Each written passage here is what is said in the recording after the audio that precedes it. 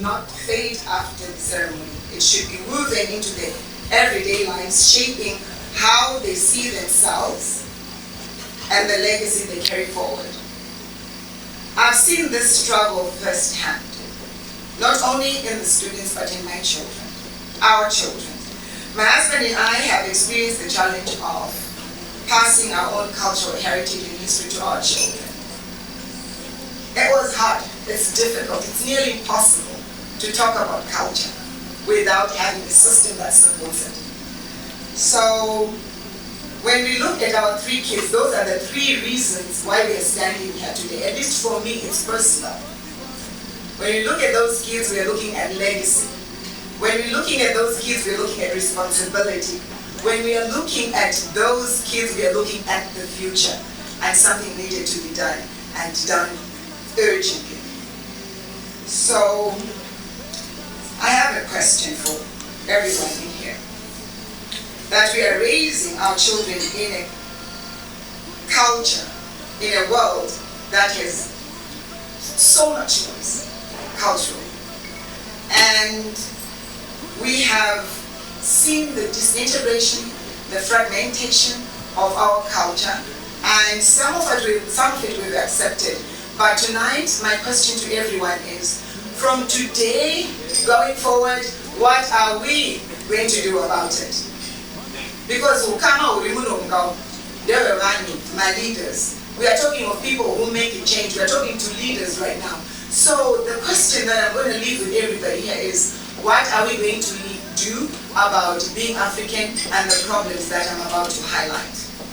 So we started Being African, and the structure for Being African is we have 4 programs: languages, cultural life cycle, we have train up a child, and the book club that we are working on. I'm going to start with languages. What is the problem when it comes to languages? We have children who do not speak our Shona language, our Ndebele language, our native languages. And we have learned and studied that language is the foundation of culture. We can give them snippets of culture, but without their language, they won't have context, they won't understand the philosophies, and they're not cohesive. We will continue to be fragmented, and we will disintegrate. So my question to the people in this room is, what are we doing about the language situation in your homes? Because that's where we need to start.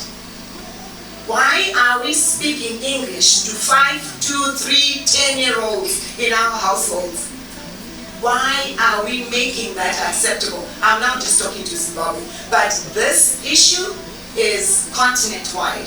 Our scope is not Zimbabwe. Our scope is 55 countries. So, again, I want to leave you with that question. It starts with us. We are part of the solution. At home, identity starts at home. So, there we go. Problem number 1.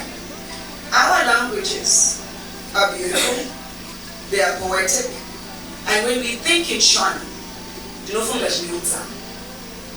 it informs my perspective, it informs my behavior, it informs my demeanor.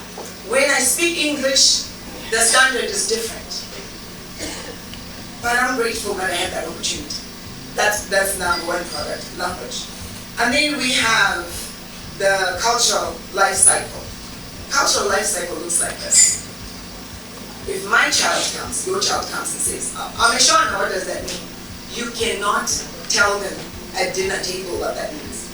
So we thought it was very necessary to document in depth, well-researched, simply written but not simplistic language, step-by-step processes that explain what that, say, marriage is. Step-by-step processes, such that if somebody falls from Mars and they look at that step-by-step process, they can get married with understanding. So what we provide with the cultural life cycle, and I want to define what that is. Cultural life cycle is the framework for Umunwelu, Ushona, Undebele, Undau, right? So we start with birth.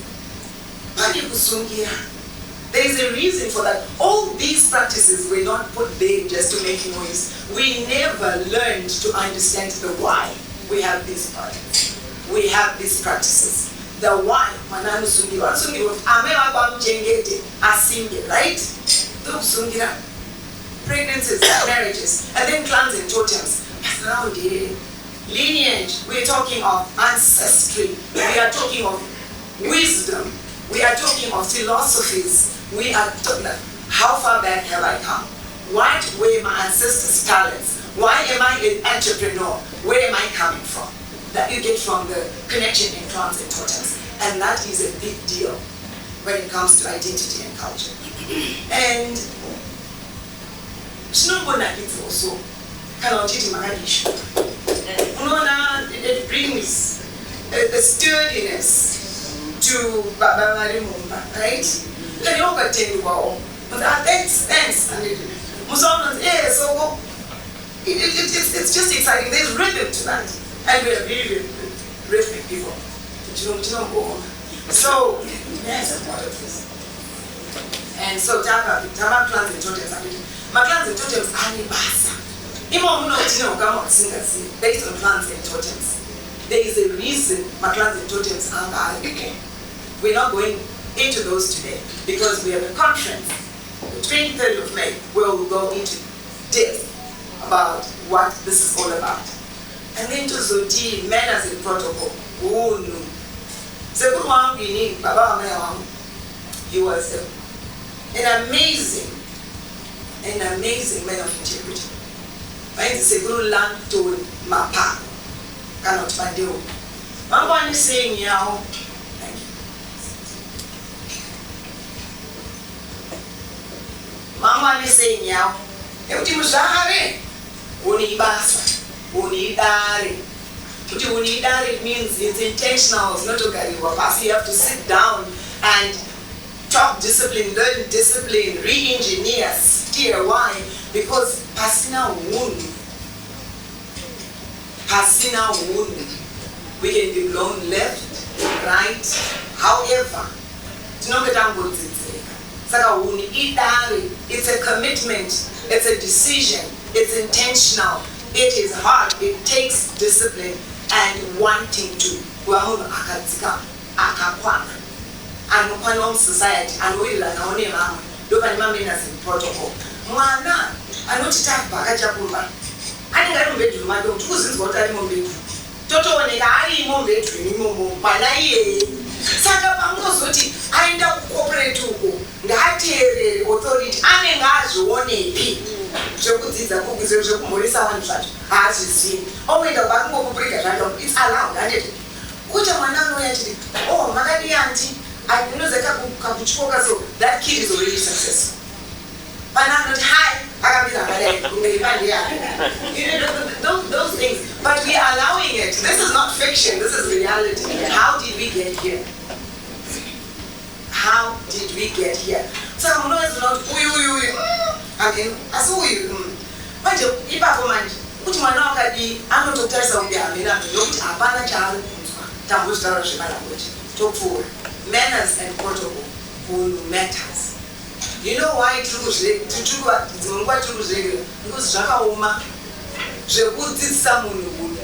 the hardest thing we can do as parents, but we are the stewards and we are the custodians of culture. And I would go as far as saying, when I don't know, we are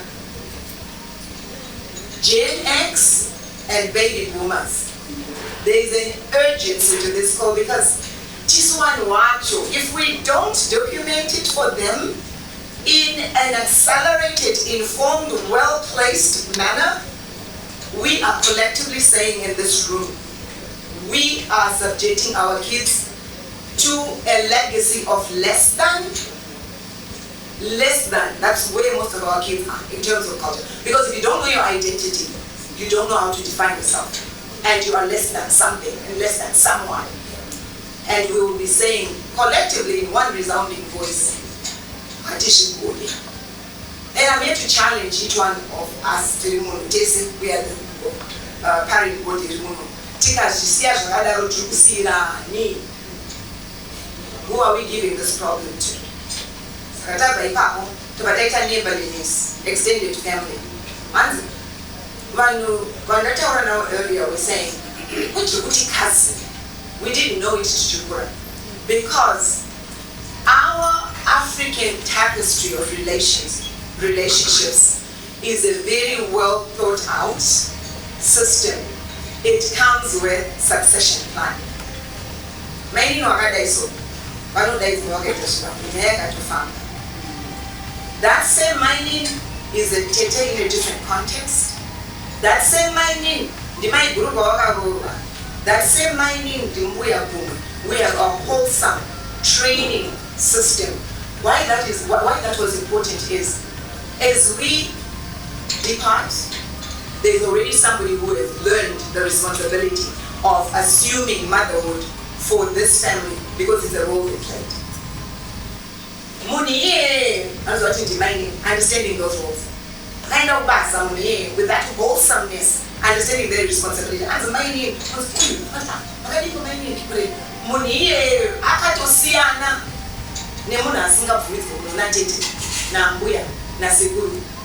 Because of this and then that and those other things.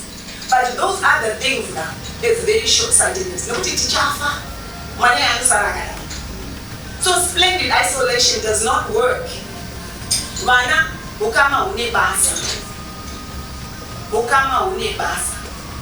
So, neighborliness.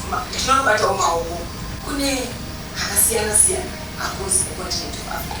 You know, if for no other reason, let's just get this content to find out how interesting we are as African people. We are very interesting. You understand?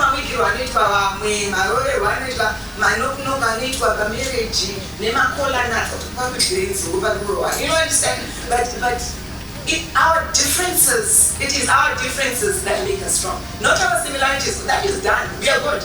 Our differences, I'll give you an example. My Nigerian language easily. They understand the value of language, that it is implications on identity, on your history.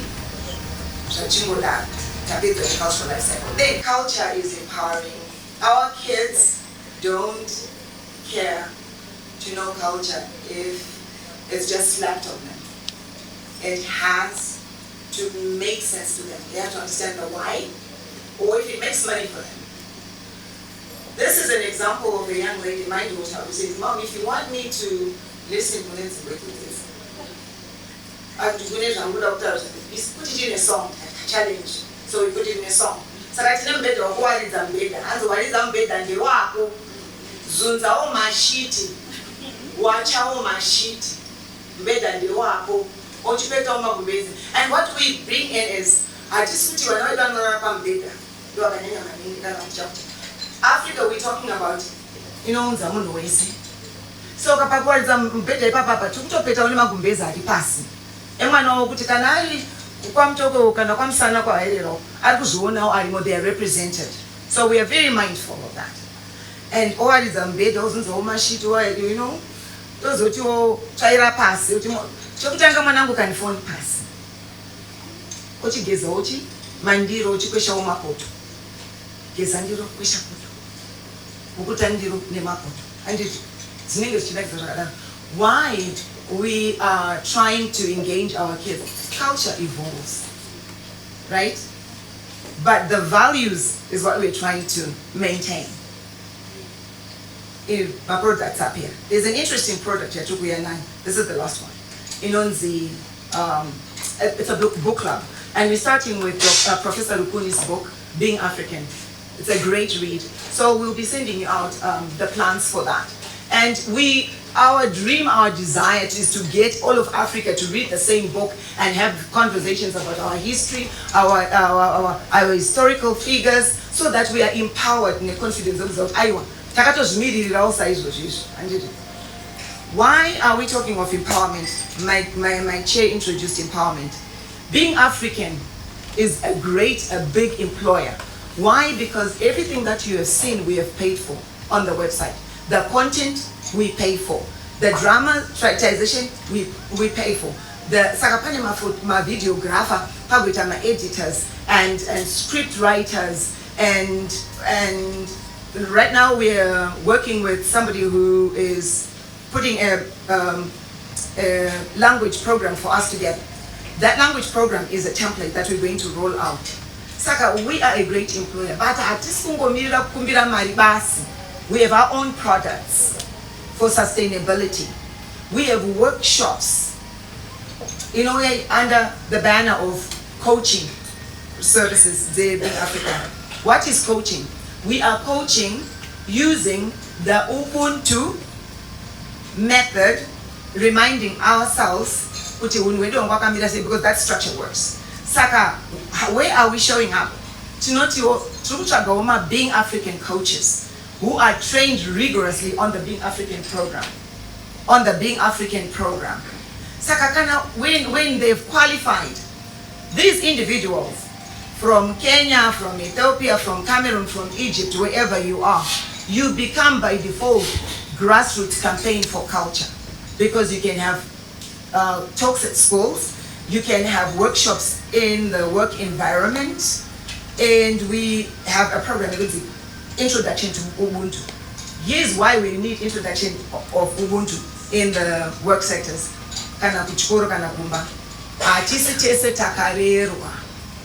So we have to make the assumption that it is background zero.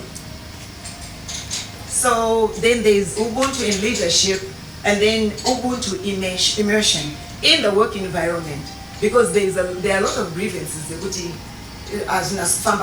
but I'm not going to go into the benefits, how it benefits corporations when your branding is authentic and you are emotionally pulling on the market and your company and organization grows because your employees are happy, the buyers are emotionally connected. So investing in culture, in knowing us, is very valuable.